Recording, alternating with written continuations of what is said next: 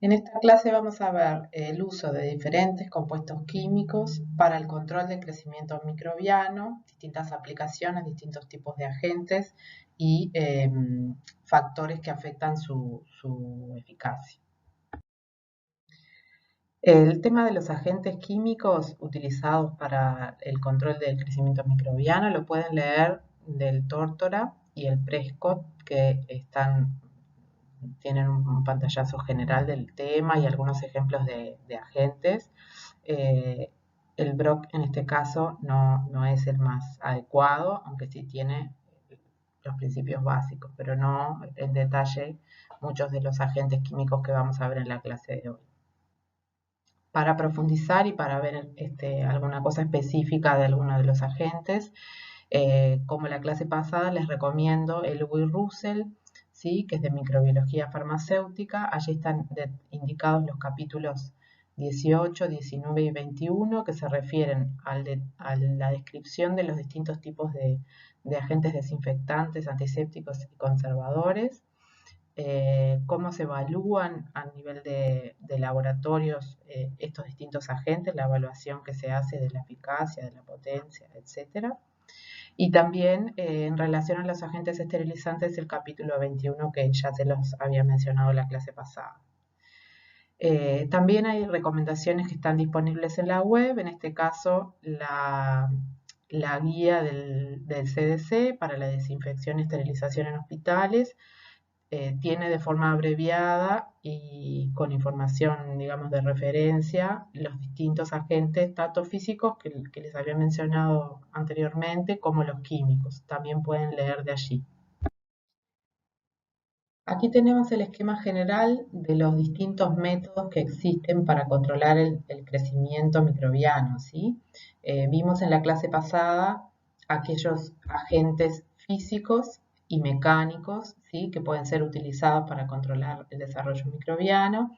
Mencionamos que también existen agentes biológicos que tienen un desarrollo incipiente, que por tanto no vamos a entrar en detalle en este curso básico sobre este tipo de agentes y nos vamos a focalizar en los métodos más tradicionales y donde hay más desarrollo de metodologías y de tecnologías.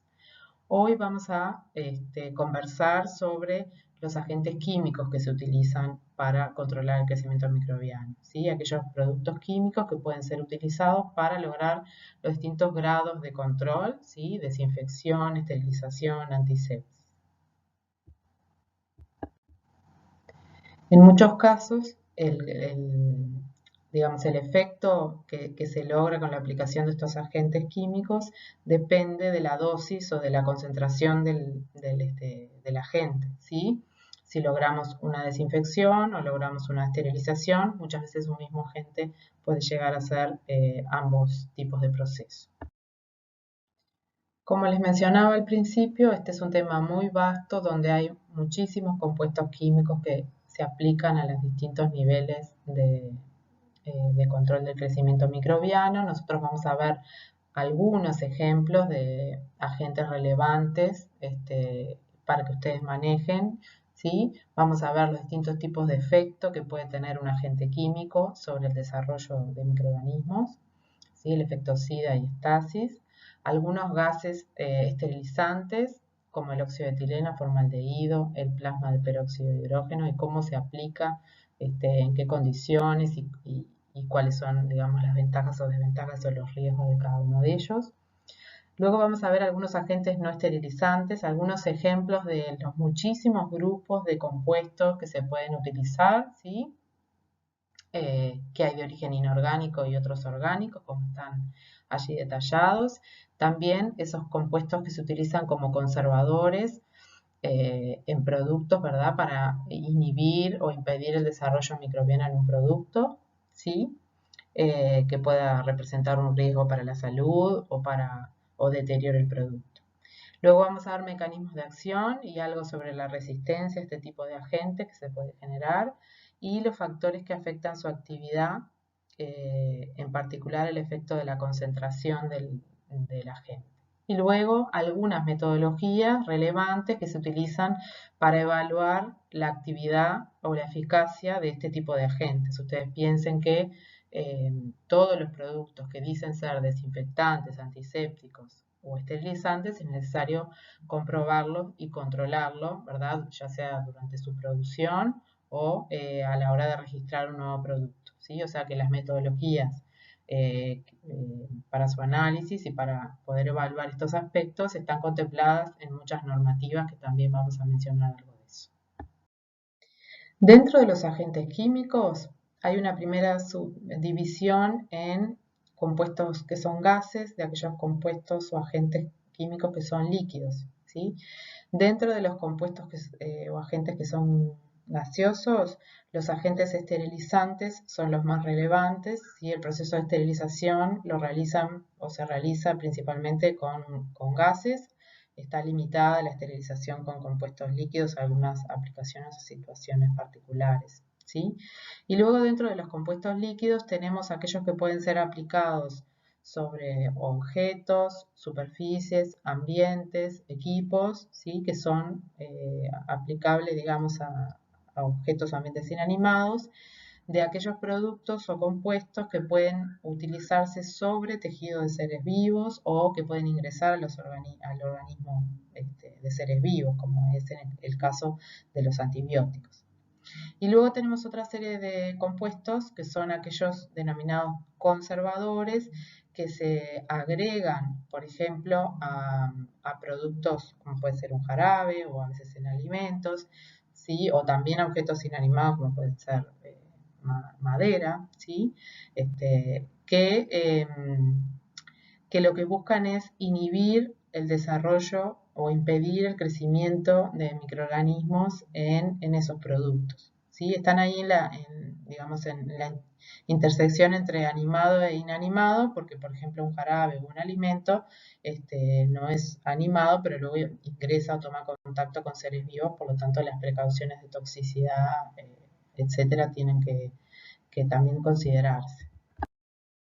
Los agentes químicos pueden clasificarse según su poder germicida. Los que cubren la totalidad del espectro de microorganismos, como se observa ahí en el esquema, son los agentes esterilizantes que pueden destruir desde los virus envueltos hasta las endosporas bacterianas, ¿sí? Estos son los que destruyen toda forma de vida.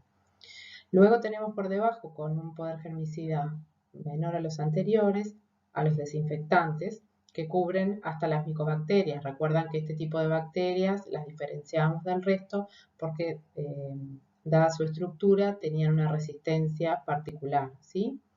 Y luego por debajo, con un poder germicida aún más bajo, tenemos a los antisépticos, que son los que se pueden aplicar sobre tejidos vivos, sobre la piel, que cubren hasta la destrucción de virus desnudos. Puede haber alguna variante, dependiendo del agente, alguna diferencia en este orden de los microorganismos, pero esto básicamente de forma general es lo que cumplen las distintas categorías de germicidas. Aquí se resumen los múltiples usos y aplicaciones que presentan los agentes químicos en el control del crecimiento microbiano, aplicado, por ejemplo, a la obtención de agua potable, a los sistemas de tratamiento para obtener agua potable, también el tratamiento de aguas residuales que provienen tanto de las domiciliarias como de la industria o de sistemas biomédicos y desechos hospitalarios, también en el área de la salud, en lo que es la desinfección de las instalaciones de los hospitales y también la acción antiséptica a nivel de las mucosas y de la piel, de las membranas, también en las áreas que tienen relación a la obtención de dispositivos utilizados a nivel médico, dental y veterinario, ¿sí? En la esterilización y la desinfección de esos equipamientos. En la industria de los alimentos, obviamente, tanto en las etapas de limpieza como de aseguramiento de que los alimentos que se generan son seguros. Bueno, y así en infinidad de aplicaciones, lo que muestra la relevancia y la diversidad de situaciones, de grados de control que precisamos y de usos que puede tener este tipo de compuestos. ¿Qué tipo de agente químico entonces se puede utilizar o se aplica en cada uno de estos casos? Por ejemplo, en las distintas áreas que les mencionaba en la transparencia anterior. Bueno, obviamente que la elección de cuál es el tratamiento que se va a aplicar en determinada situación depende de varias cosas, ¿verdad? Como se ve en la figura, no es lo mismo el agente que yo podría utilizar para dispositivos médicos que toman contacto con el medio interno durante una intervención quirúrgica o el que voy a usar o el que tendría que usar para limpieza o desinfección de un piso, ¿sí? O el que puedo aplicar para, como antiséptico a nivel de la piel, ¿verdad? O los productos que pueden estar presentes para inhibir el desarrollo microbiano en, por ejemplo, un producto farmacéutico o un cosmético. Por lo tanto, muy importante a la hora de elegir un agente es pensar la aplicación, ¿sí? a la que se le va a dar a ese agente y ese producto, ¿sí? Para qué se va a aplicar, si tiene o no contacto con seres vivos, que es una cuestión importante dada la presencia de toxicidad en algunos de estos compuestos que se utilizan para el control del crecimiento microbiano. También, qué tipo y carga de microorganismos puede estar presente en determinado producto, en determinada superficie o ambiente, ¿verdad? Todas esas cosas pueden determinar o condicionan qué concentración de ese agente se puede utilizar y qué tiempo de exposición yo necesito para que el tratamiento sea efectivo, ¿sí?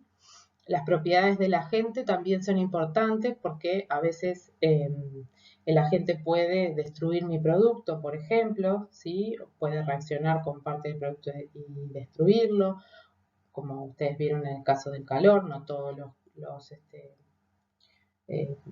productos o los objetos pueden someterse a ese tratamiento de desinfección o de esterilización, ¿sí? Y también los factores ambientales pueden interferir, potenciar o interferir con la acción o la actividad del agente, ¿sí? Por ejemplo, el pH que uno tiene o la temperatura, o si está presente o no materia orgánica o otros componentes que puedan reaccionar con mi agente e inactivarlo, ¿sí? Todas esas cosas o potenciarlo. Todo eso es necesario tenerlo en cuenta y por eso es un equilibrio delicado a la hora de elegirlo. Los agentes antimicrobianos se pueden clasificar según la actividad o el efecto que tengan sobre las células microbianas. Esto se puede ver, por ejemplo, si aplicamos un agente determinado a un cultivo bacteriano que se encuentra creciendo en la fase exponencial de crecimiento, ¿sí? Y monitoreamos el número total de microorganismos presentes mediante turbidimetría, que es la curva roja que se muestra en el gráfico, y el recuento de viables por cualquiera de los métodos de recuento de viables que ustedes han visto en el práctico, ¿sí? Donde se evalúan entonces en este caso las células que están vivas, ¿sí? Si hacemos ese experimento y hacemos ese seguimiento de las células totales y las células viables, aquellos agentes que sean bactericidas actúan matando las células bacterianas y esto se puede ver en el gráfico claramente, el gráfico verde, ya que cuando le aplicamos el agente, el número de células viables va decayendo con el tiempo de exposición al agente, mientras que las células totales, o sea, se detiene el crecimiento y las células totales permanecen constantes. ¿Qué diferencia hay entre un agente bactericida y bacteriolítico, que es el gráfico de la derecha? Que en el caso de los bacteriolíticos, además de tener el crecimiento, el agente produce la lisis celular, entonces no solamente decae el número de microorganismos viables con el tiempo de exposición al agente, sino que también el número total de células también decae, ¿sí? Porque se van lisando las células que ya habían crecido. Si pensamos en ejemplos de estos dos tipos de efectos, bueno, un agente bactericida podría ser, por ejemplo, el formaldehído, que se une a la célula para a la célula bacteriana para matarla, por lo tanto el efecto es SIDA, ¿sí? Pero no la lisa. Y un agente bacteriolítico podría ser un detergente, ¿verdad? Que lo que hace es desestabilizar y romper las membranas celulares. En general, se habla, no se distingue tanto entre las, o sea, cuando uno habla de los distintos tipos de agente y la acción que presentan o el efecto que presentan, se habla más de forma genérica cuando se matan a los microorganismos como el efecto SIDA y no tanto bacteriolítico. Pero esta distinción es importante en algún caso que, que pueda ser relevante saber si las células permanecen o no enteras, ¿verdad? O sea, índice celular. Otro tipo de efecto que pueden tener algunos antimicrobianos, algunos otros agentes, es el efecto que denominamos stasis. Los agentes bacteriostáticos inhiben procesos bioquímicos, por ejemplo, que pueden ser importantes para el crecimiento microbiano, ocasionando una inhibición del crecimiento, ¿sí? O sea que el crecimiento, como se observa en la figura, se detiene. Podemos ver aquí cuando se aplica al agente, tanto el número de microorganismos viables como el número de células totales permanece constante. Sin embargo, se puede ver acá claramente que cuando se remueve el agente o se neutraliza de alguna manera, se elimina, digamos, de estar en contacto con los microorganismos, el crecimiento puede retomarse, ¿sí? O sea, no hay muerte celular, no es un efecto que ocasione la muerte de las células que están en contacto con el agente. Un ejemplo o varios ejemplos importantes que están allí detallados es los conservadores constituyen uno de los ejemplos más claros del efecto stasis, ¿sí? Que se utilizan tanto en productos de industria farmacéutica como de cosmética y en alimentos, que lo que buscan es preservar el producto o el alimento, evitando que se desarrollen microorganismos, ¿verdad? Evitando el crecimiento, que puedan deteriorar el producto y también que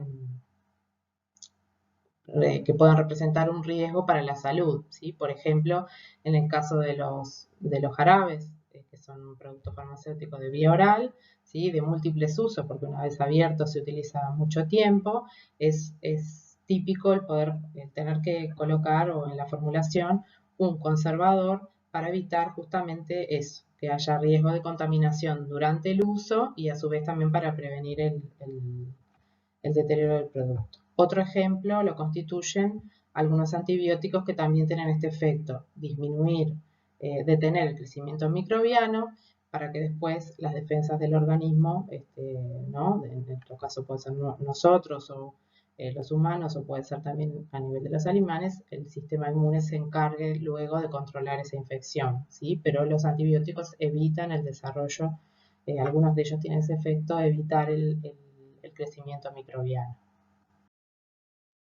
Los gases esterilizantes como el óxido de etileno, el formaldehído o el gas plasma de peróxido de hidrógeno son agentes químicos esterilizantes que permiten realizar este proceso de esterilización a bajas temperaturas y por eso se seleccionan o se utilizan cuando no es posible utilizar un método esterilizante físico como el calor o la radiación. El primero de los gases esterilizantes que vamos a ver es el óxido de etileno, que tal vez sea el más utilizado. Se utiliza tanto en equipos médicos como implantes, material descartables, que pueden ser insumos médicos como son las jeringas de plástico, los catéteres, los frasquitos de toma de muestra como los toma de muestras de orina, pero también a nivel de los laboratorios. Ustedes habrán visto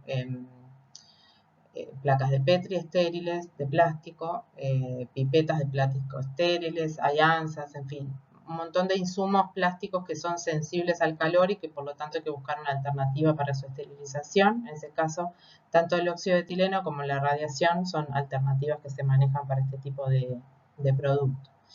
Es un agente que tiene un alto poder de penetración y difunde a través de plástico, telas, gomas y papel, por lo tanto es posible esterilizarlo en el envase final del producto. Esto resulta muy ventajoso dado que, por ejemplo, una pipeta o un paquete con 20 placas de Petri estériles, ustedes lo esterilizan ya en el envase final, entonces no es necesario manipular el producto luego de la esterilización y correr chances de que se contamine, ¿sí? Sino que ya queda protegido y estéril y se preserva mejor esa condición hasta el momento de uso. Es un agente alquilante, ¿sí? Reacciona con los grupos funcionales de proteínas y de ADN y bloquea entonces la replicación celular y la actividad enzimática. Como precauciones, al manejar este agente hay que tener en cuenta que es explosivo con aire, en ciertas proporciones, y que también es un producto tóxico, por lo tanto hay que tener ciertos cuidados y etapas extras en los ciclos de esterilización con este gas, que ahora vamos a ver en la siguiente transparencia. Aquí vemos en el esquema a la izquierda un esquema de un equipo de esterilización por óxido de etileno. Aquí vemos el operador que ingresa el material al equipo y aquí el detalle de cómo está compuesto el equipo. Tenemos la cámara donde van los productos y la puerta de ingreso a la cámara. Luego tenemos cilindros, en este caso en general se hacen mezclas de óxido de etileno y un gas inerte, en este caso es anhídrido carbónico, ¿sí? que se ingresan en cierta proporción a la cámara. Y luego hay unos sistemas de vacío también para eliminar el aire presente en la cámara antes de ingresar los gases y para controlar, ¿verdad?, el equipo. Es necesario controlar tanto la concentración de óxido de etileno como la temperatura y la humedad y el tiempo de contacto, ¿sí? Aquí les mostramos un tratamiento posible en esta tabla donde se ve, por ejemplo, una proporción de óxido de etileno anhídrido carbónico de 20-80, ¿sí? Con una temperatura de 55 a 60 grados y una humedad entre 60 y 90%, ¿sí? Este ciclo se realiza entre 4 y 6 horas y tiene la etapa última, que es la que les mencionaba, una etapa extra de ventilación, en este caso de 8 horas posteriores al ciclo de esterilización, ya que permiten esta última etapa eliminar restos que pudieran quedar de óxido de etileno absorbido en los productos o en los envases que puedan resultar tóxicos, ¿sí? Para controlar estos procesos se pueden utilizar este tipo de tirillas donde si se alcanzó la concentración adecuada, la temperatura, la humedad y el tiempo de contacto, se ven cambios de color en estos indicadores químicos, ¿sí? Y también es posible utilizar indicadores biológicos, que en este caso el indicador que se utiliza son esporas de Bacillus atrophaeus.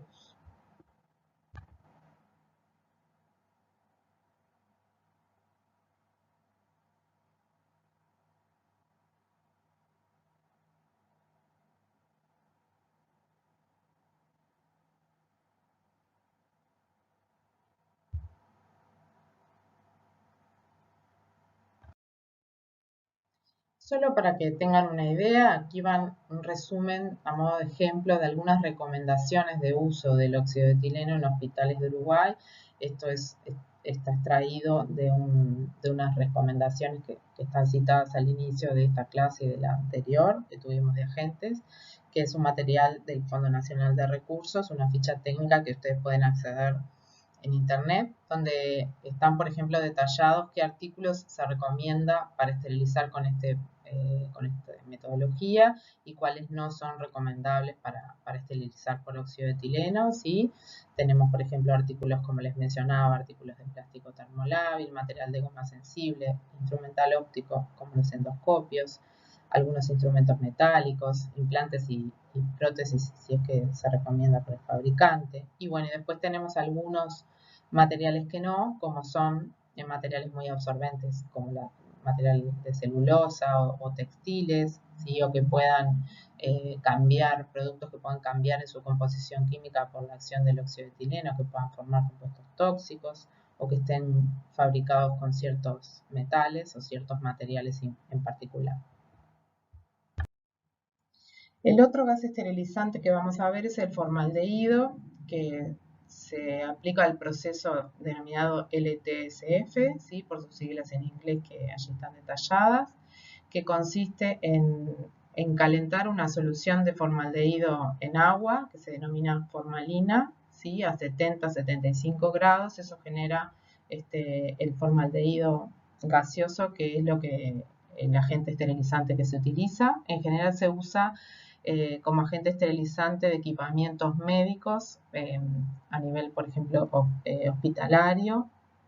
También el formaldehído tiene aplicación como un agente desinfectante cuando es utilizado en menores concentraciones, por ejemplo, en la desinfección de cabinas de flujo laminar o de superficies. Hay algunos productos que se comercializan que tienen este componente. Antiguamente también se utilizaban como conservadores en shampoo, por ejemplo, pero dado que es un producto tóxico, se ha deshabilitado el uso, ¿sí? Son también, al igual que el óxido de etileno, son agentes alquilantes que reaccionan con componentes de la célula y también forman entrecruzamiento entre las moléculas del mismo formaldehído, que a veces polimeriza y reacciona con componentes de la membrana o de la pared celular y que impiden su crecimiento, ¿verdad? Es más reactivo que el óxido de etileno, es un proceso rápido y barato, ¿sí? Pero tiene menor poder de penetración y requiere temperaturas más altas que el óxido de etileno, ¿sí? Como les decía, es un compuesto altamente tóxico y tiene un potencial carcinogénico, por lo que el uso de este compuesto, que es bastante, o sea, los aldehídos en general como agentes de control microbiológico son muy eficientes, pero tienen esta otra desventaja. En este caso, el indicador biológico del proceso que se puede utilizar para poder evaluar si el proceso es adecuado o no, ese proceso de esterilización, son las esporas de Geobacillus stearothermophilus. El tercer gas esterilizante que vamos a ver es el gas plasma de peróxido de hidrógeno. No sé si ustedes manejan o recuerdan qué es el plasma, ¿sí? Pero se dice que el gas plasma es el cuarto estado de la materia. Entonces, ¿cómo se genera en este caso el agente esterilizante? Bueno, a partir de un gas, en este caso es peróxido de hidrógeno.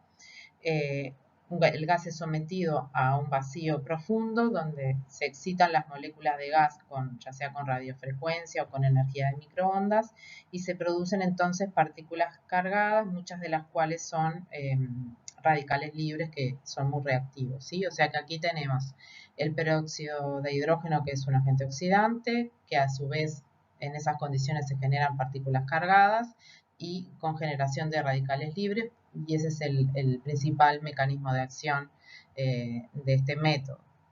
Es el método más rápido de esterilización a baja temperatura. Ahora después vamos a ver un poquito en detalle algunas condiciones y cómo es el equipo. Aquí les dejo dos links para que ustedes puedan ver en videos de YouTube el funcionamiento de una esterilización de plasma de peróxido de hidrógeno, y en español tenemos algunas recomendaciones de una empresa proveedora de este equipo para ver detalles del proceso y de la tecnología. La esterilización por gas plasma de peróxido de hidrógeno se aplica principalmente a equipos primero, y que son sensibles a la humedad y a la temperatura. Por ejemplo, los equipos médicos invasivos. No sé si a ustedes alguna vez les tocó hacerse algún estudio médico de este tipo, pero los endoscopios, ya sea los que se utilizan para evaluar el tracto gastrointestinal superior o el inferior, ¿sí? Se utilizan equipamientos que tienen que ser utilizados varias veces, a veces en un mismo día, ¿sí? y que no son descartables. Por lo tanto, se debe contar con un método que sea eficiente en la esterilización de estos dispositivos, ¿verdad? Para asegurar que no hay contaminaciones entre paciente y paciente. Entonces, esta metodología de gas plasma de peróxido es ideal porque además ingresa bien a los al lumen, digamos, de esas cánulas o catéteres, ¿sí? El lumen de ese dispositivo que tiene que ingresar y asegurar que queda estéril para poder ser utilizado. No se puede aplicar a polvos, líquidos, telas o celulosa, ¿sí? Porque reacciona, y tampoco en aquellos materiales que puedan tener presencia de humedad. Allí tenemos en la fotografía, en las fotografías, dos equipos de este tipo de tecnología de esterilización, ¿sí? Donde se ingresa el material y luego se selecciona el ciclo a cumplir. Es bastante sencillo, ¿sí? Las condiciones de utilización del ciclo son temperaturas menores a 50 grados y los tiempos pueden ir de 60 a 90 minutos, ¿sí? Tiene como gran ventaja que no es necesario esa ventilación posterior que había que tener presente y cumplir con el óxido de etileno porque era un compuesto tóxico, y que tampoco es un compuesto corrosivo. Por lo tanto, a nivel de equipamientos, de equipos médicos, como les mencionaba, es una metodología muy extendida en su uso, ¿sí? Ya que la temperatura es baja, los tiempos son cortos y no es necesario después ventilar ni hay riesgo para el paciente, ¿sí? En este caso, los indicadores biológicos que se utilizan para evaluar el proceso son esporas de Bacillus atrophaeus. Vamos a ver entonces ahora otros agentes químicos germicidas que no son esterilizantes, ¿sí? Sino que están involucrados en procesos de desinfección, sanitización o conservación. Si pensamos en un agente de este tipo, en general, un agente ideal debería tener ciertas características o propiedades que resumimos en esta transparencia, ¿sí? Deberían ser, poder utilizarse en presencia de materia orgánica que no interfiera o interfiera con el proceso de desinfección ni inactive el agente, ¿sí? Debería poder utilizarse en un amplio rango de pH. Obviamente que no debería ser un producto tóxico ni para animales ni para seres humanos. Debería ser efectivo, con buena capacidad germicida a bajas concentraciones y con un corto tiempo de exposición, o sea, un poco tiempo de contacto. Debería tener estabilidad en el tiempo el producto para yo poder utilizarlo en un periodo adecuado de tiempo. Y a su vez no puede ser, o no debería ser un producto que tuviera olores desagradables, que pudiera molestar, aunque no fuera tóxico, el personal o las personas que circulan en ese ambiente, por ejemplo, si es un piso, ¿sí? No debería ser un producto corrosivo, ya que podría destruir o estropear equipamientos, ¿verdad? Soluble en agua y en lípidos, que sea compatible con detergentes. Eso sería una característica muy buena para poder combinar los procesos de limpieza con los de desinfección en un mismo producto, ¿sí? Y que no genere resistencia o que no presente resistencia que haya sido reportada anteriormente en la flora microbiana que puede estar presente en la superficie o en el objeto o en el ambiente a utilizar, ¿sí? El tema de la resistencia que generan este tipo de compuestos lo vamos a ver más específicamente en relación a los antibióticos, pero sepan que también en el caso de los agentes químicos germicidas involucrados en la desinfección, también se ha reportado que se genera resistencia en algunos casos. Luego de visto todo esto, tenemos que mencionar o destacar que en realidad no hay un compuesto o un agente que cumpla con todas estas propiedades. Por eso muchas veces se utiliza o se combina más de un agente en un producto para o abarcar un mayor espectro de acción o mejorar alguno de estos parámetros. Los agentes químicos germicidas no esterilizantes se clasifican según su estructura química, como puede verse en este resumen, en esta transparencia, ¿sí? Tenemos agentes químicos inorgánicos, ¿sí? Y agentes químicos orgánicos. Hay como verán, una gran diversidad estructural, ¿verdad? De compuestos. Nosotros vamos a hacer un resumen y seleccionar algunos ejemplos de los más relevantes para que ustedes, para verlos con ustedes, ¿sí? Pero sepan que la diversidad de productos y de agentes químicos es bastante mayor a la que abarcan la clase de hoy. Los que están allí recuadrados dentro de los inorgánicos y los orgánicos son los que vamos a abordar en esta clase. Dentro de los agentes químicos inorgánicos que tienen actividad antimicrobiana, vamos a empezar a ver viendo los halógenos, que son de los compuestos más antiguos y más ampliamente utilizados como desinfectantes. En particular vamos a empezar por el cloro y los compuestos clorados como el hipoclorito, tanto de sodio como de calcio, y también hay algunos compuestos orgánicos clorados que se pueden utilizar. Allí vemos que el cloro en agua genera el ácido hipocloroso, que es realmente el principio activo, digamos, el reactivo el compuesto que es activo y que tiene actividad antimicrobiana, ¿sí? Ya que es un compuesto neutro desde el punto de vista de la carga y puede ingresar fácilmente a la célula, a diferencia del ion hipoclorito que está cargado negativamente y que no puede ingresar a la célula microbiana, ¿sí? Allí vemos, por ejemplo, en el caso del hipoclorito de sodio en agua, se genera el mismo principio activo, ¿sí? En este caso no, en general, el pH óptimo de estos agentes es 5, ¿sí? Podemos ver que el porcentaje de ácido hipocloroso libre alrededor de ese pH entre 6 y 5 es bastante alto, así aquí el 97%. Si aumentamos mucho el pH, baja mucho el ácido hipocloroso disponible para actuar, ¿sí? Por lo tanto disminuye su actividad.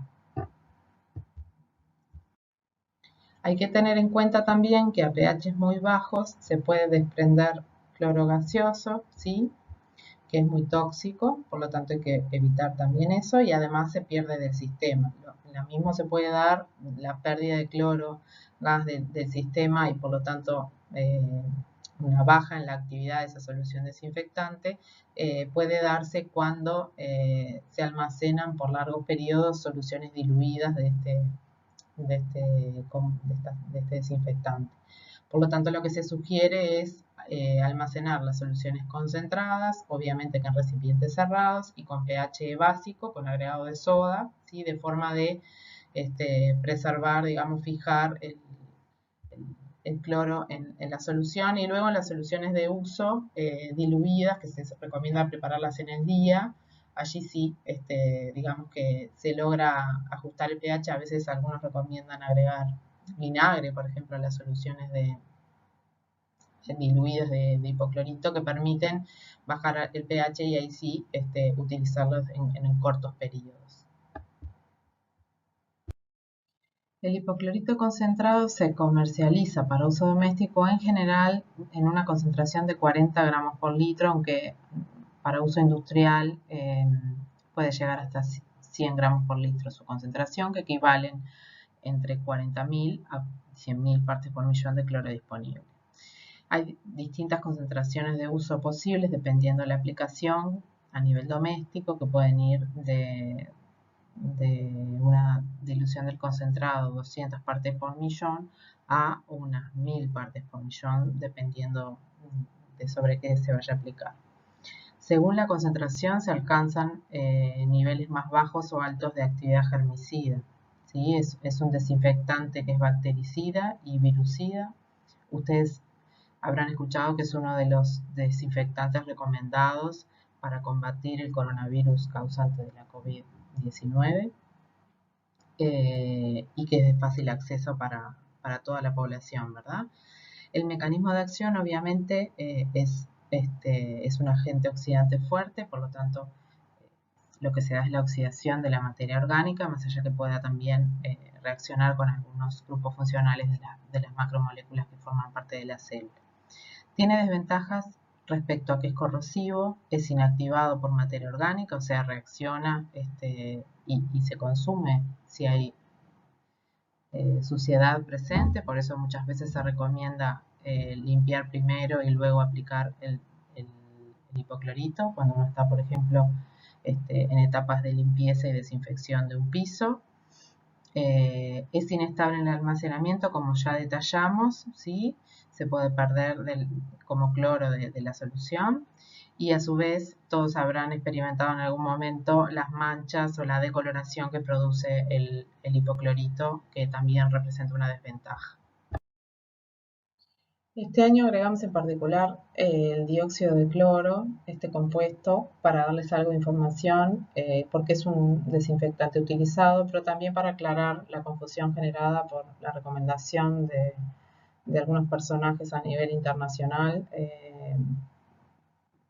en la utilización como para el tratamiento de infecciones con el coronavirus que causa la COVID-19. ¿Sí? Es importante aclarar que este compuesto no es apto para ingestión en humanos, es tóxico y eso ha causado problemas serios de salud o incluso muerte en pacientes que han consumido el producto. ¿Sí? Es un compuesto gaseoso de vida media corta, más estable en solución, no se descompone como el cloro o el hipoclorito, ¿sí?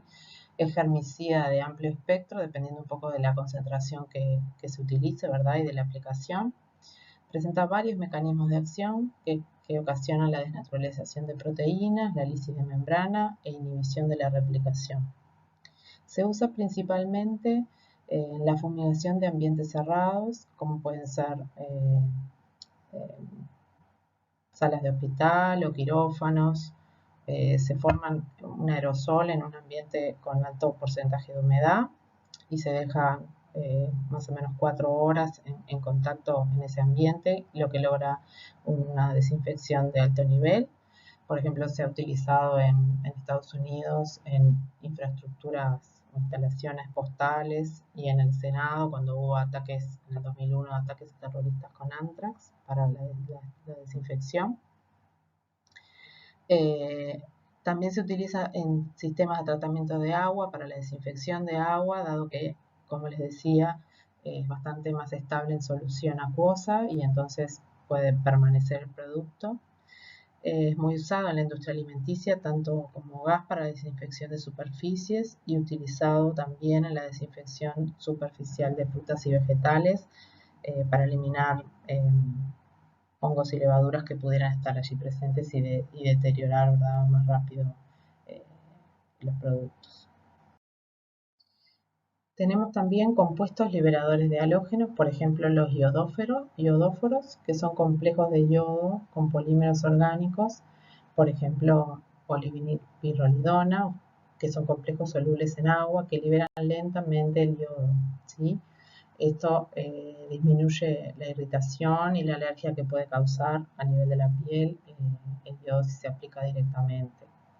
Ustedes pueden haber visto en las farmacias la iodopovidona o el iodofón, que son compuestos de este tipo. Se usa de forma prequirúrgica antes de la operación para desinfectar heridas también. Allí ven un poco la fórmula de algunos de estos polímeros orgánicos que complejean el yodo. Después tenemos también compuestos orgánicos clorados, en este caso el ejemplo es de cloramina T, que van liberando cloro lentamente, lo que conserva entonces la actividad por más tiempo y estabiliza más la solución a la hora de almacenarla, ¿sí? Son activos a pH ácido y se utiliza principalmente en la desinfección de agua potable. En general, por ejemplo, se venden productos que pueden utilizar los acampantes para desinfectar aguas de cursos de agua, ¿sí? En general se asocia con un agente floculante que coagula el material en suspensión que puede estar en esa agua, además de desinfectarlo con la cloramina. Entonces queda potable para el consumo. Durante muchísimos años se utilizaron metales pesados como arsénico, mercurio, cobre, plata como agentes germicidas. Sin embargo, actualmente han sido sustituidos por otros germicidas menos tóxicos en la mayoría de los casos. El mecanismo de acción que presentan es reaccionar con los grupos sulfidrilo de las proteínas y esto ocasiona la desnaturalización de las proteínas. En el caso de la plata, por ejemplo, se siguen aplicando en ciertas situaciones. En algunos hospitales se utilizan soluciones oftálmicas de nitrato de plata que se aplican en bebés recién nacidos a nivel de los ojos para evitar infecciones con gonorrea que adquieren o que adquirían de las madres infectadas en el canal de parto, ¿sí? Durante el parto. En algunos casos esto se ha sustituido por la aplicación de algunos antibióticos, pero en algunos hospitales se sigue utilizando. También se asocia la plata a apósitos o gasas para quemaduras, ¿sí? La plata insoluble, y muchas veces se asocia también a un antibiótico. Como nanopartículas de plata están habiendo mucha aplicación en distintos ámbitos, por ejemplo, en contenedores de comida como los tuppers para mantener más fresca la comida por más tiempo, en ropas de distintos tipos para minimizar olores, ¿sí? También en el caso del cobre, el sulfato de cobre se utiliza en piscinas y en lagos porque elimina algas, y también sales de zinc, cobre y estaño se utilizan en cueros, maderas, pinturas y telas, pero en este caso es para conservar el producto, ¿sí? Para evitar el desarrollo de microorganismos. Antiguamente se utilizaban compuestos, como les decía, de mercurio para distintos usos. Ya hace tiempo que no se utiliza por su toxicidad. Pasando a los agentes químicos de origen orgánico, tenemos a los alcoholes como un grupo muy utilizado, ¿sí? Un grupo de compuestos que incluyen el etanol y el isopropanol, entre otros, pero estos son los más conocidos, que se utilizan como desinfectantes, por ejemplo, en superficies. Ustedes lo habrán usado a nivel de laboratorio para desinfectar la mesada de trabajo, ¿sí?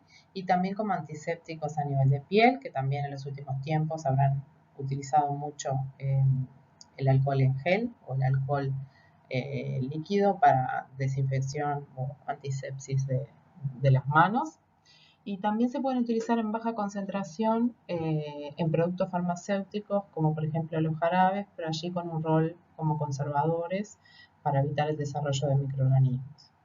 Son poco irritantes a bajas concentraciones, presentan un espectro de acción acotado, no incluyen la destrucción de esporas, pero son activos contra especies de micobacterias. El mecanismo de acción es la desnaturalización de proteínas, y en este caso una peculiaridad, una cosa importante, es que la presencia de agua resulta esencial para la actividad. Por eso la concentración de mayor actividad son las soluciones acuosas al 70%, ¿sí? Que son bactericidas cuando se aplica un tiempo de contacto entre 10 y 15 minutos. ¿Sí? Esa es donde presenta las soluciones que presentan actividad máxima a 70%, y luego entre 65 y 95 tienen actividad, pero el 70% es la máxima, y por debajo de 50 cae abruptamente la actividad.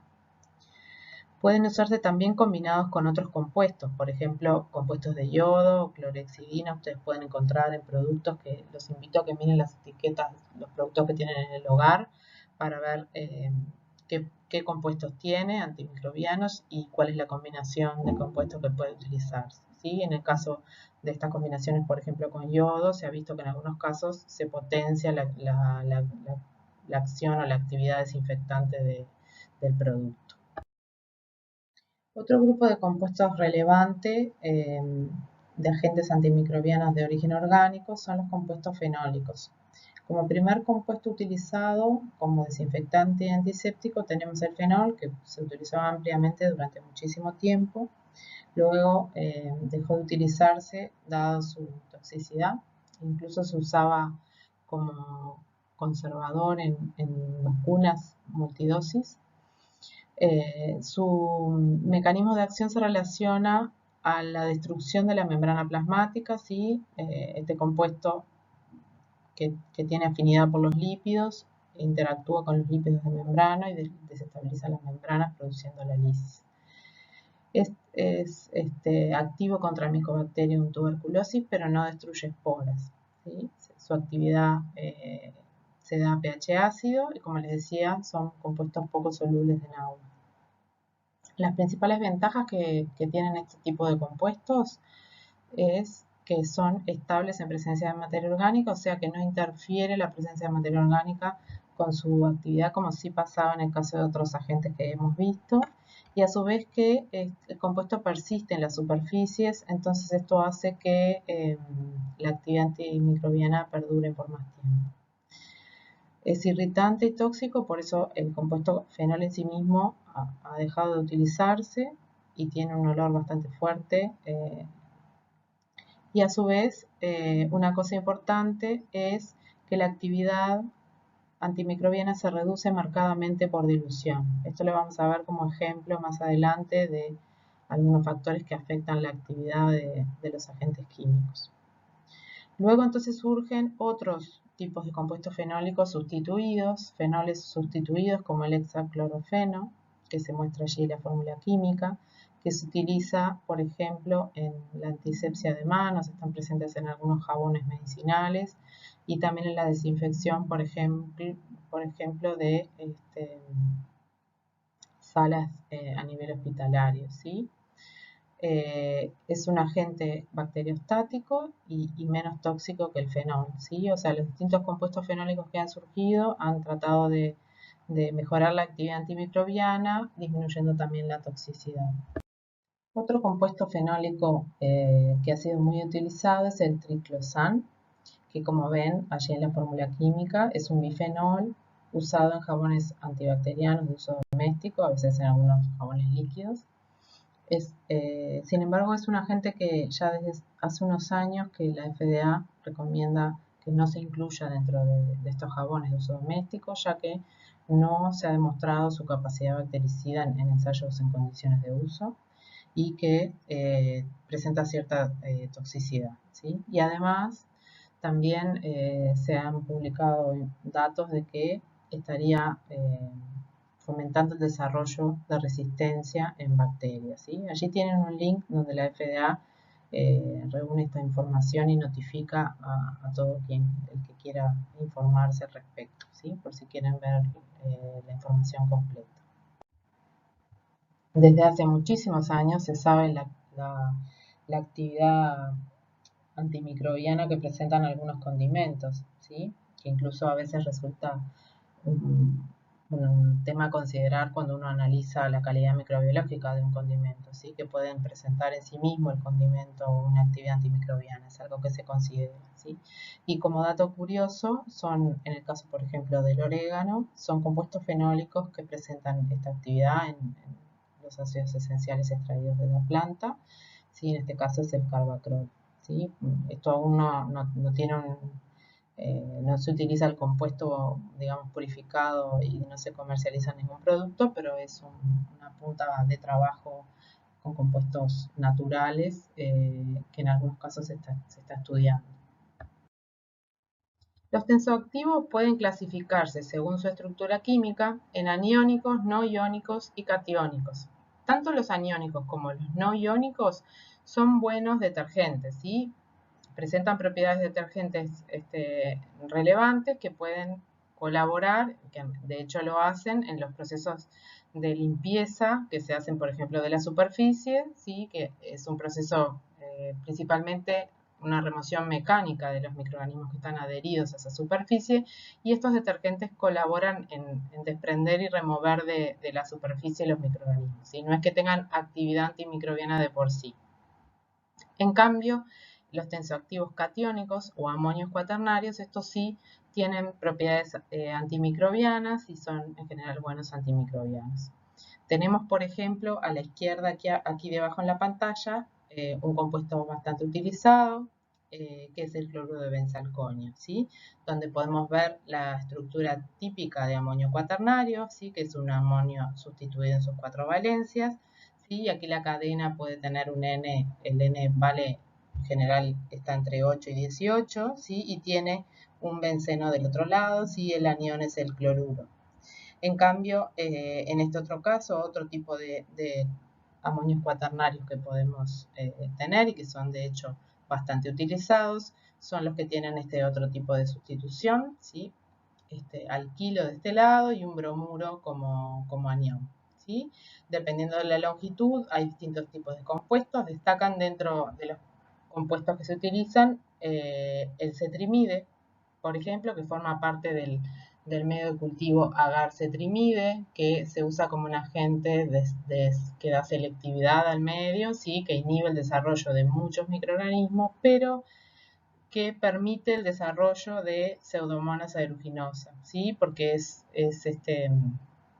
un medio selectivo para Pseudomonas aeruginosa, ya que puede crecer, no solamente que permite su crecimiento, sino que crece activamente en medios que los contienen. Los amonios cuaternarios actúan a nivel de la membrana plasmática, ¿sí? Afectando la permeabilidad de la membrana, ocasionando entonces la pérdida de componentes celulares. Son efectivos a pH básicos y se inactivan rápidamente a pH por debajo de 3,5. ¿Sí? Si recordamos su estructura, podemos ver que el grupo amino se encuentra con carga positiva, ¿verdad? Por eso son catiónicos, y eso ocasiona que sean incompatibles con la presencia de detergentes aniónicos. También presentan incompatibilidad con detergentes no iónicos, con fosfolípidos y con presencia de materia orgánica, ¿sí? O sea que son un tipo de compuestos que se inactivan fácilmente por distintas razones. En cuanto a la actividad germicida, son muy eficaces contra gram positivos, ¿sí? Tienen un alto poder germicida contra gram positivos y más pobre, digamos, su actividad contra gram negativos y hongos, con la excepción de las pseudomonas que la mencionamos en la transparencia anterior y que puede ser un posible microorganismo contaminante de productos que contengan este tipo de agente químico.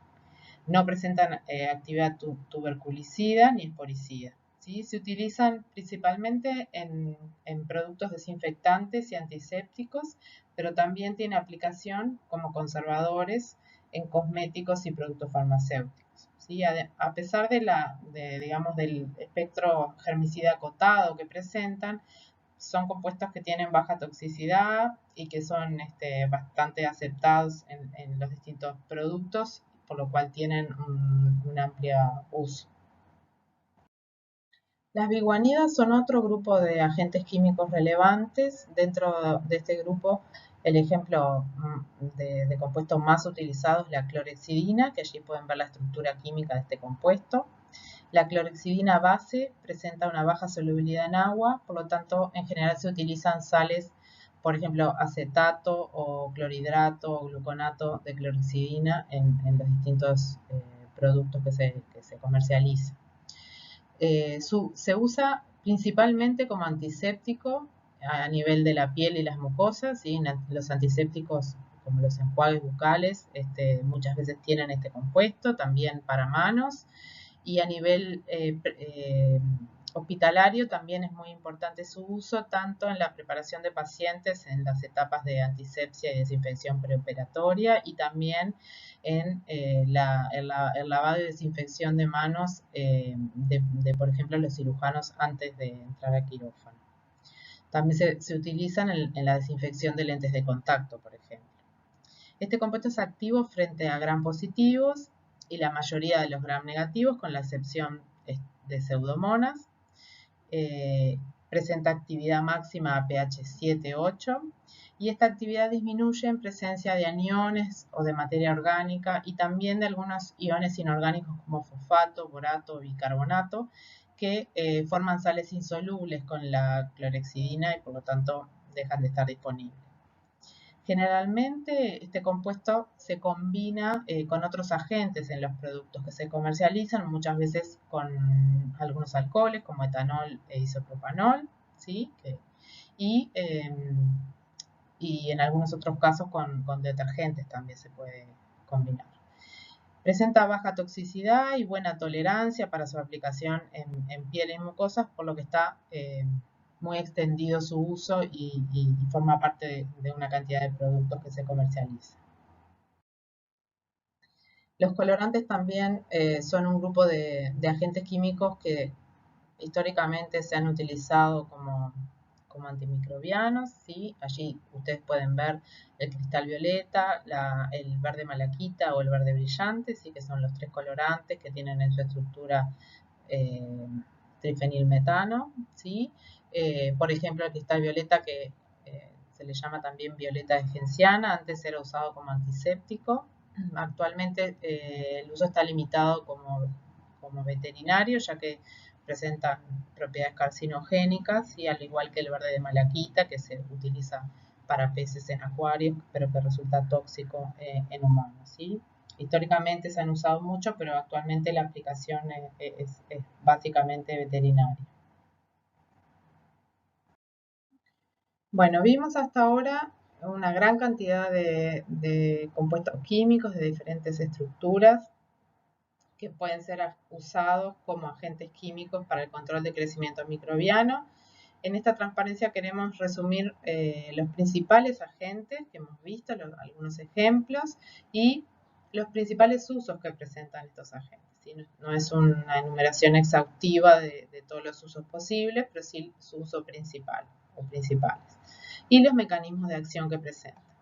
En primer término, entonces, vale la pena destacar aquellos agentes que son esterilizantes, ¿sí? Que se utilizan para la esterilización, ya sea de insumos como de equipamiento, etcétera, ¿sí? Que son el óxido de etileno, el formaldehído, el glutaraldehído y el plasma de peróxido de hidrógeno, ¿sí? Nosotros vimos estos tres, el óxido de etileno, formaldehído y plasma, pero el glutaraldehído lo incluí porque no lo vimos en detalle porque eran demasiados agentes, pero es del grupo de los aldehídos, al que pertenece también el formaldehído, solo que en este caso es un compuesto líquido y se utiliza principalmente en la esterilización de equipamiento médico o de diagnóstico a nivel hospitalario, ¿sí? Entonces tenemos ese grupo que es importante que ustedes tengan claro cuáles son estos agentes, porque es de los procesos más importantes en el control del crecimiento microbiano, la esterilización, ¿sí? Luego tenemos una serie de agentes, ¿sí? Que pueden tener distintos usos, ¿sí? Como desinfectantes, sanitizantes o antisépticos.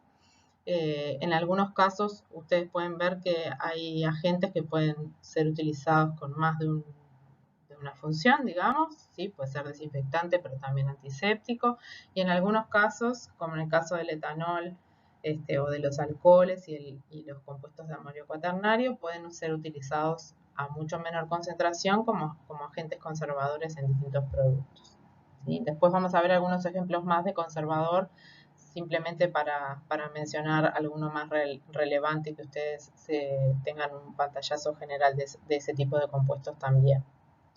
Si pensamos en los mecanismos de acción,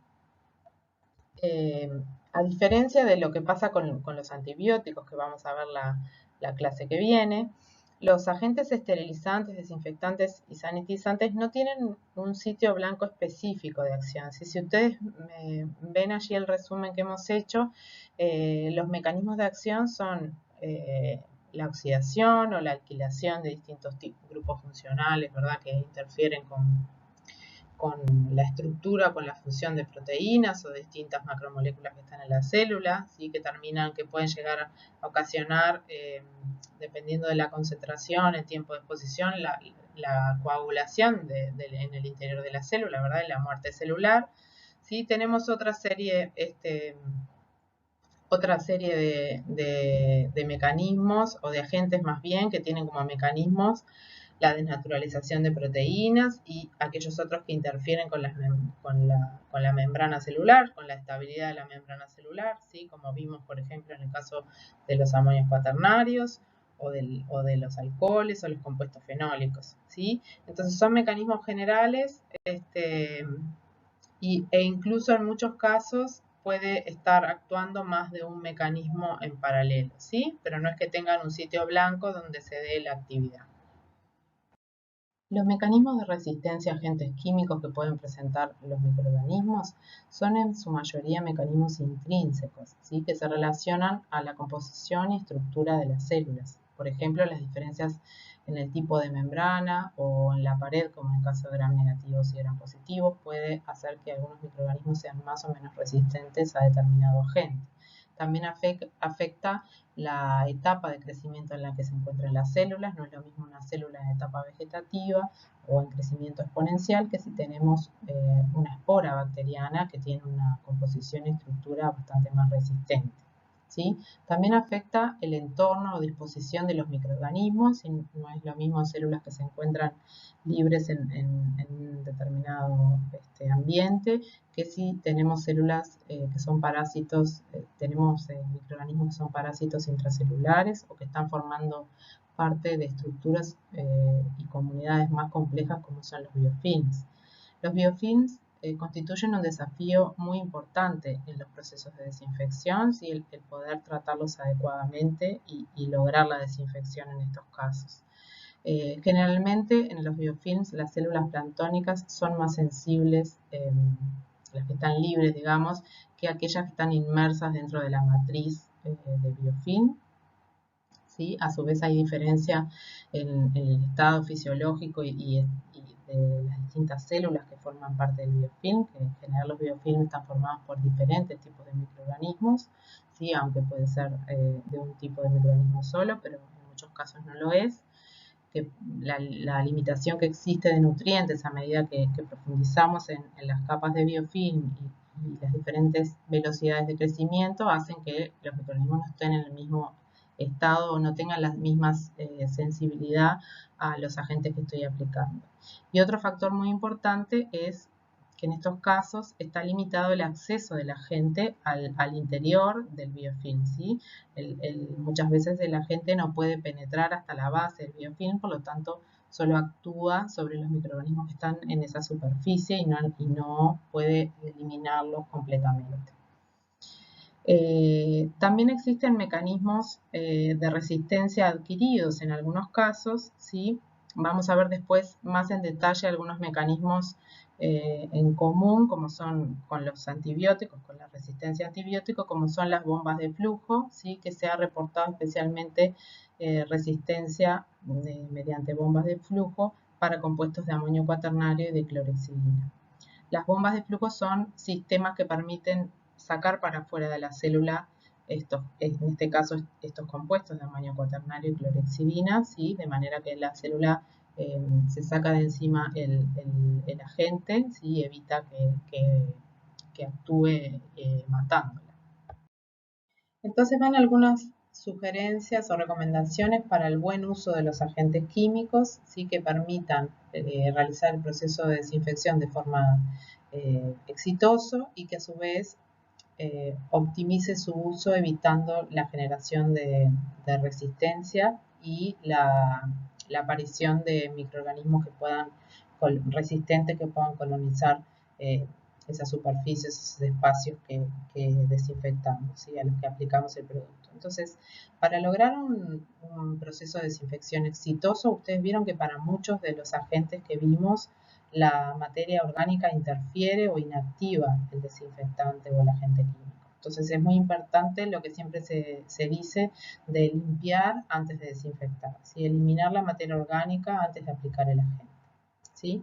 También es importante, sobre todo a nivel hospitalario, se sugiere usar diferentes agentes para diferentes utensilios o instrumentos o superficies, ¿sí?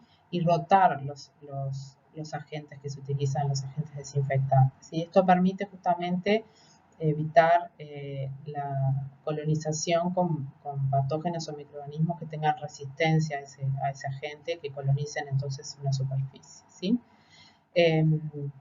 También obviamente seguir las recomendaciones que hacen las agencias internacionales y los organismos a nivel nacional sobre los agentes que se utilizan en hospitales, especialmente de acuerdo al riesgo o a la categoría en la que se encuentra, ¿sí? No existe un agente ideal que cumpla con todos los requisitos que debería cumplir o que sería ideal que cumpliera un agente químico, ¿sí? para su uso en procesos de desinfección.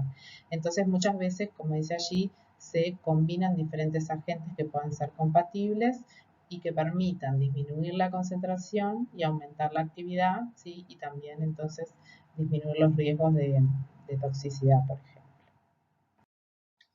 Vamos a ver algunos ejemplos de los principales conservadores que se utilizan, ¿sí? que en este caso este tipo de compuestos químicos tienen un efecto stasis, o sea, bacteriostático o fungistático, ¿sí? Que inhibe el desarrollo de los microorganismos en determinado producto, que puede ser un alimento, un medicamento o un cosmético, ¿sí?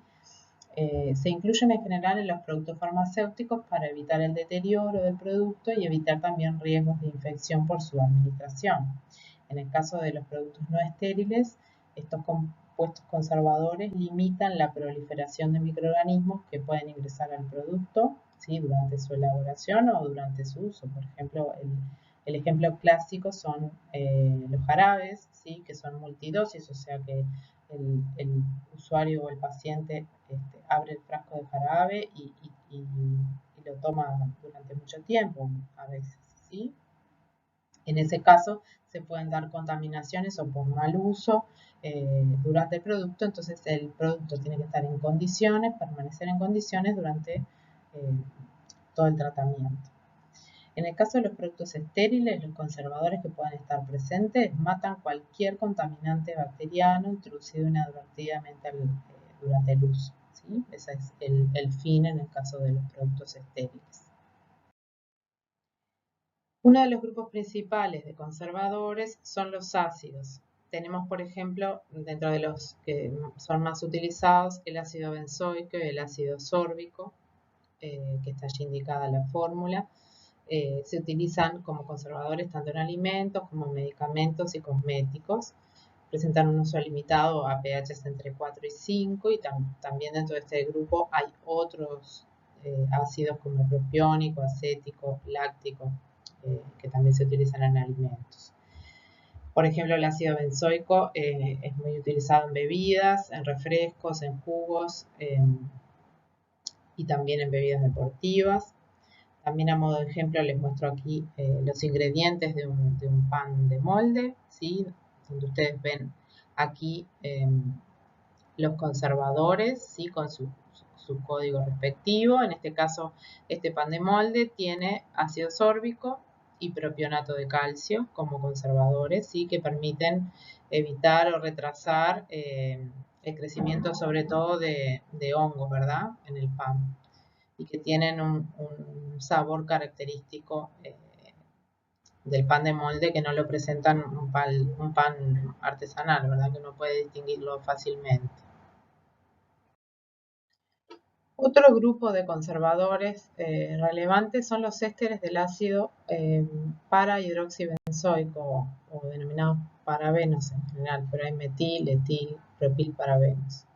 Son muy utilizados en la industria farmacéutica como conservadores tanto en medicamentos como en cosméticos, por ejemplo, en cosméticos, en cremas, en shampoo. Hay presencia de este tipo de compuestos. Son activos hasta pH 7, presentando su mayor actividad pH ácido. En cuanto al espectro, digamos, que abarcan de microorganismos, tienen mayor actividad antifúngica que antibacteriana y se inactivan por la presencia de tensoactivos no iónicos como el TWIN, ¿sí? Esta es una característica que muchas veces se aprovecha a la hora de realizar análisis microbiológicos para evaluar la calidad microbiológica de productos farmacéuticos, por ejemplo, ¿sí? Donde la presencia de conservadores es necesario inactivarla, ¿sí? O neutralizarla para poder evaluar si ese producto tiene microorganismos presentes, ¿verdad? O está en condiciones sanitarias de ser comercializado, ¿sí? Ustedes imagínense que los microorganismos están allí en mi producto en presencia de conservadores, está inhibido su desarrollo. Entonces, para poder detectarlos, es necesario inactivarlos, que muchas veces en estos casos se hace con TWIN, justamente porque los inactivan este tipo de compuestos. A mayor número de carbonos en el radical que tiene el ácido, mayor actividad pero menor solubilidad. Esto es algo que, dependiendo del tipo de producto, hay un balance que hay que ver de evaluar, ¿sí? En cada caso. Aquí están resumidos los distintos factores que afectan a la actividad en particular de los agentes químicos, ¿sí? Dentro de los distintos factores, la concentración del agente químico es uno de los factores de mayor importancia.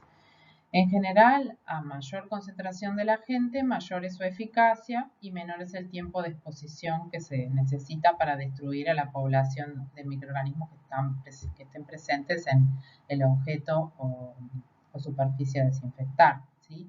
Pero a su vez, la concentración del agente, como está mencionado allí, afecta de manera distinta según los distintos agentes. Vamos a ver a continuación, en las siguientes transparencias, cómo es que se evalúa este factor. Con respecto a la resistencia de los microorganismos al agente, ya lo hemos comentado a lo largo de esta clase y no vamos ahora a repetirlo, ¿sí? Pero es un factor bastante importante a la hora de seleccionar un agente. Luego tenemos la densidad de la población como otro factor relevante. Muchos desinfectantes requieren absorberse a la superficie de las células para poder actuar y por eso una alta densidad de células puede como secuestrar el agente antes de que llegue a tomar contacto con todas las células que están presentes, ¿sí? Haciendo como de escudo, ¿sí? Para parte de esa población e impidiendo su acción, ¿verdad? Entonces, a mayor número de microorganismos presentes, más tiempo le lleva al desinfectante matar a todas las células. Eso es como algo general. Por eso, de ahí surge la importancia de la limpieza previa a la desinfección, que ya mencionamos antes, ¿verdad? Donde se remueven a la mayoría de los microorganismos presentes y luego en la etapa de desinfección, ahí sí el agente en un tiempo más corto o en el tiempo de exposición logra destruir todas las células que quedan, ¿verdad? El siguiente factor es la temperatura. Al aumentar la temperatura, aumenta la actividad de un agente, ¿sí? Se ha estudiado esta relación y se han establecido algunos parámetros que permiten cuantificar el efecto. Nosotros no lo vamos a ver ahora por una cuestión de tiempo, pero quien quiera profundizar o estudiar más sobre esto, en el Hugo y Russell está muy bien explicado. Luego tenemos el pH como factor, que es un factor bastante complejo porque el pH puede afectar tanto al agente químico, ¿sí? al compuesto químico, como a las células microbianas. En el caso del agente químico, el pH puede afectar la potencia del agente. Por ejemplo, si el agente es un ácido o una base, ¿sí? Puede verse afectado según el pH que esté presente, si está más o menos ionizado, ¿sí? Puede ser más o menos activo, poder ingresar a la célula o no, ¿verdad? Y eso hace la diferencia en la actividad. Pero también el pH afecta las propiedades de las superficies de las células, cambiando, por ejemplo, la proporción de los grupos aniónicos, ¿sí? Y eso también puede interactuar distinto con los distintos agentes. Por último, la presencia de sustancias que pueden interferir en la actividad de los agentes, esto también lo hemos venido mencionando, por ejemplo, la presencia de materia orgánica para algunos agentes, por ejemplo, los halógenos, ¿sí? En el caso del hipoclorito, que disminuye notoriamente la actividad en este caso, pero también la presencia de cationes como calcio y magnesio en aguas duras, en algunos casos puede inactivar a los agentes o disminuir su actividad. Si evaluamos el tiempo que lleva a destruir un determinado número de microorganismos frente a dos concentraciones diferentes de un agente, y graficamos el logaritmo del tiempo 1, o sea, del tiempo que nos lleva destruir un número determinado de microorganismos a la concentración de agente 1 y el tiempo 2, que sería el tiempo que lleva a destruir un determinado número de microorganismos a una concentración 2 de agente, obtenemos un gráfico lineal y de la pendiente se puede calcular y surge el coeficiente de concentración o de dilución denominado eta, que está allí indicada la fórmula, y que nos da una idea de cómo afecta la concentración a la actividad del agente o la dilución del agente a su actividad, ¿sí? Allá abajo, por ejemplo, podemos ver que si eta tiene un valor de 1, eta muchas veces ustedes lo pueden encontrar en la bibliografía también como el denominado como el exponente de la concentración o de la dilución, ¿sí? Entonces, si el factor de dilución es 2, porque estamos haciendo una dilución al medio, y eta es 1, la actividad va a disminuir en 2 veces porque es el factor de dilución a la eta, ¿sí? Nos da 2 veces. O sea que si tenemos este agente hipotético y lo diluimos al medio, la actividad va a disminuir a la mitad. Entonces, el coeficiente de concentración eta nos da una idea y nos permite comparar cómo se comportan distintos agentes frente a la dilución o a la concentración del mismo, ¿sí? Entonces ahí podemos ver el ejemplo para el fenol y para amonios cuaternarios, donde los valores de eta son de 6 y de 1 respectivamente, ¿sí? Y allí podemos ver en el gráfico, que es el mismo gráfico que vimos en la transparencia anterior, donde se observa en el caso del fenol, ¿sí? Que la caída es mucho más brusca que en el caso de los amonios cuaternarios. Esto quiere decir que pequeñas variaciones en el caso del fenol, pequeñas variaciones de concentración del agente, ¿sí? Causan variaciones mucho más grandes en el tiempo necesario para destruir todos los microorganismos presentes con ese agente, ¿sí? En cambio, para los amonios cuaternarios, cambios en la concentración del agente no impactan tanto en los tiempos necesarios para destruir todos los microorganismos presentes, ¿sí? La respuesta entonces de los agentes químicos es diferente con la dilución, no se comportan de igual manera al diluirlos, ¿sí? Cuanto menor es eta, menor es la reducción de actividad por dilución.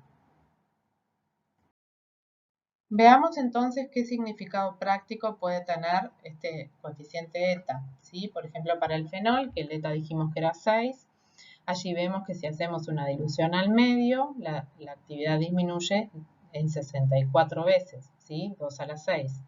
Sin embargo, miren cómo afecta ese pequeño cambio en la dilución, en lugar de hacer dilución al medio, pasar a hacer una dilución al tercio, y la actividad disminuye 3 a la 6, que es 729 veces, o sea que se inactiva rápidamente por dilución, ¿sí? Esto puede tener impacto a varios niveles, entre ellos, por ejemplo, de decidir la dilución de uso, ¿verdad? Si tengo que usarlo concentrado o en qué dilución puedo utilizarlo.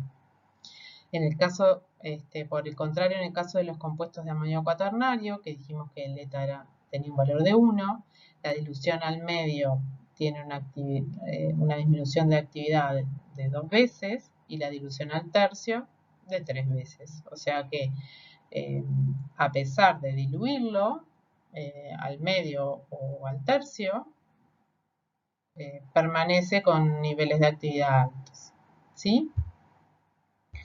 Allí les dejo una tablita que es del Lewis-Russell, ¿sí? Donde están resumidos distintos valores de eta, ¿sí? O exponentes de concentración, como le llaman allí, para algunos desinfectantes, para que ustedes tengan una idea de qué impacto tiene la dilución de estos agentes en su actividad.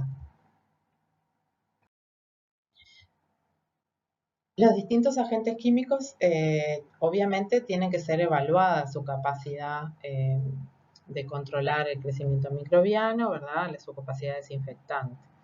Hay distintas metodologías con distintos enfoques que se clasifican según lo que está aquí indicado, ¿sí? Por ejemplo, hay distintos métodos para evaluar según el tipo de acción, si es SIDA o estasis, ¿sí? Por ejemplo, si es bactericida o es bacteriostático, un agente, son enfoques diferentes y metodologías diferentes. También se pueden clasificar según el diseño del ensayo. ¿sí? Hay ensayos in vitro y ensayos en condiciones de uso. Dentro de los ensayos in vitro, por ejemplo, tenemos test se denominan de suspensión, donde tenemos suspensiones de microorganismos de determinada concentración de células y evaluamos la capacidad del agente de reducir la carga microbiana en una concentración y tiempo determinados, ¿sí? Ese es un tipo de test. Luego tenemos test de capacidad, o a veces se le llama de desafío, donde evaluamos la capacidad del agente de mantener la actividad cuando aumenta la carga microbiana, ¿sí? Y luego tenemos test con carrier, eso quiere decir que se evalúa aquí la capacidad de desinfectar un objeto contaminado, ¿sí? O sea, nos acercamos un poquito más a lo que puede ser una situación real, en donde, por ejemplo, pueden ser cilindros de metal o de vidrio que se embeben en una suspensión de concentración conocida de microorganismos, luego se los deja secar brevemente, ¿sí? En condiciones controladas y se los somete a soluciones desinfectantes por un tiempo y concentración establecido, y luego se evalúa, eso se coloca en un medio de cultivo adecuado y se evalúa si sobrevivieron, digamos, hay crecimiento o no a partir de los microorganismos que pudieran sobrevivir al tratamiento en la superficie del objeto. Y luego tenemos entonces métodos que son en condiciones de uso, donde allí sí se buscan, por ejemplo, si es para una desinfección de una superficie de determinado material, allí se evalúan diferentes materiales y se colocan en una superficie de un área determinada, una cantidad conocida de células, de distintos tipos de microorganismos de referencia que están indicados, ¿verdad?, en la normativa, y se los somete a los distintos tratamientos en condiciones de uso. Un requerimiento común de actividad germicida que en general se exige en las distintas normativas es un tiempo de contacto del agente de 5 minutos y el nivel de acción que generalmente se exige es, en el caso de las bacterias, una reducción de 5D, o sea, de 5 órdenes logarítmicos en el número de microorganismos presentes, o sea, un 99,999% de muerte. Y en el caso de hongos filamentosos, levaduras y virus, una reducción de 4D, o sea, de 4 órdenes logarítmicos. Aquí tenemos un ejemplo de un test de suspensión para la evaluación de la actividad bactericida de un desinfectante. En este caso, el ejemplo que está aquí detallado se basa en una norma del Comité Europeo de Normalización que nos indica detalladamente las condiciones en que debe realizarse el ensayo, de manera que todos los laboratorios que realicen la evaluación de desinfectantes lo realicen de la misma manera. Entonces, y en las mismas condiciones. Nos indica la concentración de células que debe tener la suspensión de bacterias de partida, que es de 1,5 a 5 por S a la 8 UPC por mililitro. Nos indica que tiene que realizarse el ensayo a 20 grados, que la exposición al agente se debe evaluar en un plazo de 5 minutos y que se deben evaluar 4 microorganismos diferentes, ¿sí? La actividad frente a estos 4. Escherichia coli, Pseudomonas aeruginosa, Staphylococcus aureus y Enterococcus aureus. ¿Sí? Esto en general se indica hasta la cepa y el número de cepa de colecciones internacionales de referencia, de manera que sea comparable los resultados que se obtienen en distintos laboratorios. Entonces el ensayo consiste a partir de alícuotas de esa suspensión de uno de los microorganismos, por ejemplo, Escherichia coli, se expone a esos microorganismos al agente desinfectante durante 5 minutos y luego se neutraliza el agente con un neutralizante adecuado. Y eso es una etapa importante porque nosotros tenemos que evaluar la actividad del agente solo durante el plazo estipulado, en este caso 5 minutos. ¿Sí? Hay distintos agentes posibles hay distintos neutralizantes posibles dependiendo del agente. Algunos los hemos ido mencionando a lo largo de la clase, pero al final de la clase de hoy va a haber una lista de neutralizantes que se utilizan para distintos tipos de agentes.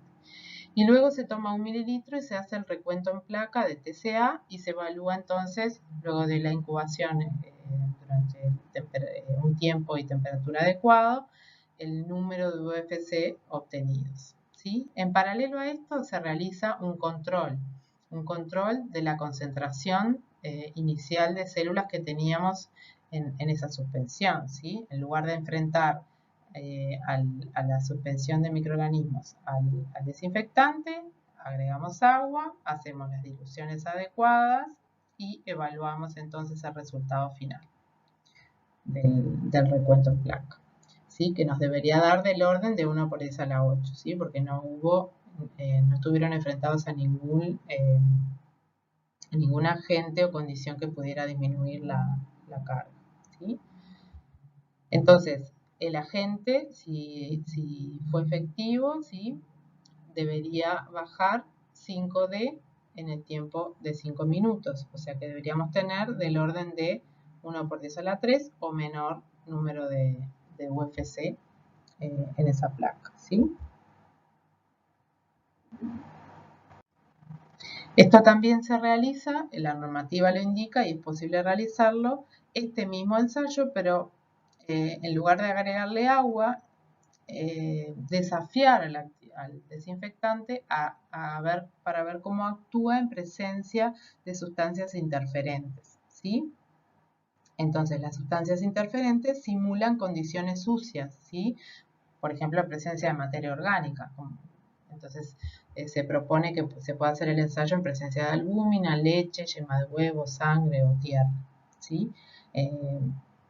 Eso también es una posibilidad, ¿sí? Y también es necesario, en este caso, validar el uso del neutralizante y demostrar que no tiene propiedades antimicrobianas, o sea que esta bajada en la concentración de células que se obtiene, viable, ¿verdad? No está debida al neutralizante, sino que está ocasionado por el desinfectante, que es lo que se quiere evaluar. También es posible y se realiza la evaluación de la actividad bacteriostática, por ejemplo, en conservadores, en productos farmacéuticos, ¿sí? En ese caso, por ejemplo, lo que se hace es inocular el producto en ensayos del tipo test de desafío, challenge test, ¿sí? Con una carga inicial de entre 10 a la 6 a 10 a la, de entre 10 a la 5 a 10 a la 6 por mililitro, y hacer el recuento de viables a distintos tiempos durante un periodo largo, ¿sí? Al tiempo 0, a los 2 días, 7 días, 14 días y hasta 28 días, ¿sí? Se va haciendo el seguimiento y se ve qué es lo que pasa con esos microorganismos inoculados. Aquí también se emplean distintos microorganismos que los indica la normativa cuál debe aplicarse en cada caso, ¿sí? Y muchas veces también se puede utilizar posible flora que esté presente en ese tipo de producto, por ejemplo, si es una crema, ¿sí? Entonces, en este caso, se evalúa, ¿sí? Si hay una reducción de 3 órdenes o 3D o más para bacterias, o de 1 o 2 órdenes para hongos a los 14 días, y también se evalúa que no haya un aumento en la concentración de microorganismos al final de la incubación. Aquí tenemos la lista de agentes neutralizantes que se pueden utilizar para los distintos agentes inhibidores, ¿sí? Allí tenemos distintos tipos de compuestos, algunos ya los habíamos visto. Esta tablita está incluida en la cuaderneta de práctico de microbiología, pero también lo pueden encontrar en la bibliografía específica. Además de la bibliografía que les indiqué al inicio de la clase, aquí tenemos algunas otras referencias para consultas que pudieran necesitar o a quienes tengan interés, ¿sí? Como el manual de microbiología farmacéutica de la FDA o la guía para la evaluación de cosméticos de la Unión Europea, que tiene información sobre algunos de los ensayos o test que se realizan para evaluar la actividad desinfectante, ¿sí? Y también en particular información sobre desinfección de superficies durante la pandemia, que es una publicación de la Organización Mundial de la Salud, que hay información que puede ser útil en este caso. Aquí están las normas y estándares que tienen distintos países para los requisitos de un agente químico, ¿sí? Les dejo esta lista para que ustedes puedan recurrir en caso de necesidad. Son básicamente agencias o internacionales o de los distintos países, ¿sí? O normas ISO que pueden recurrir y que tienen información si alguna vez necesitan hacer la evaluación de un agente químico.